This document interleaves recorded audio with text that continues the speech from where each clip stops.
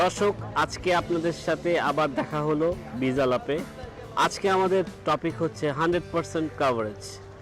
সেলসম্যানদের উপরে সবসময় একটা ইনস্ট্রাকশন থাকে যে আপনারা মার্কেটে আপনাদের প্রোডাক্ট ডিস্ট্রিবিউশনটা 100% করবেন।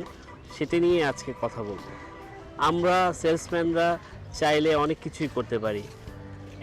এক দোকানে পণ্য বিক্রি করে আমরা লক্ষ্যমাত্রা অর্জন করতে পারি, আবার 100 দোকানেও পণ্য বিক্রি করে লক্ষ্যমাত্রা অর্জন করা সম্ভব। আমরা অনেক সময় মার্কেটে গিয়ে দেখি যে আজকে একটু কষ্ট কম করব, একটা দোকানে পণ্য দিয়ে আমরা চলে যাব আমাদের লক্ষ্যমাত্রা অর্জন করে।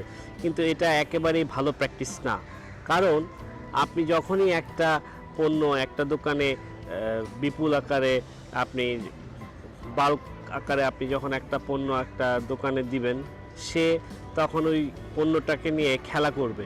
সে তার নিজের ইচ্ছা মতো একটা প্রাইস সেট করবে এবং সেই প্রাইস নিয়ে সেট করে সে কোম্পানির তোয়াক্কা না করে তার মতো করে সে পণ্যটাকে বাজারজাত করবে ছোট ছোট দোকানদারদের কাছে, যেটা একটা পণ্যের ভবিষ্যৎ একেবারে অন্ধকার করে ফেলে।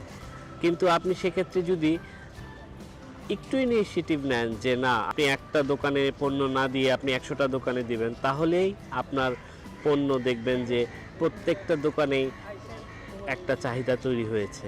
আর ছোট ছোট দোকানদারদের বিনিয়োগ অনেক ছোট থাকে। আপনি যদি তাদেরকে একটু আলাদা যত্ন সহকারে তাদের সাথে ব্যবসা করেন, তাহলে দেখবেন এই ছোট ছোট দোকানগুলোই আপনাকে একসময় পণ্যের জন্য ডাকছে এবং বলছে যে আমার এই পণ্যটা বেশ ভালো চলে, আপনি আমাকে এই পণ্যটা দিয়ে যান। আর বড় দোকানের ক্ষেত্রে আপনি তার যতটুকু চাহিদা তাকে দিতে পারেন, কিন্তু বেশি আকারে দেওয়া একেবারেই ঠিক হবে না। কারণ বড় দোকান ছোট দোকানগুলোকে খেয়ে ফেলে এবং মার্কেটটাকে নষ্ট করে। তাই 100% কাভারেজ অবশ্যই দরকার।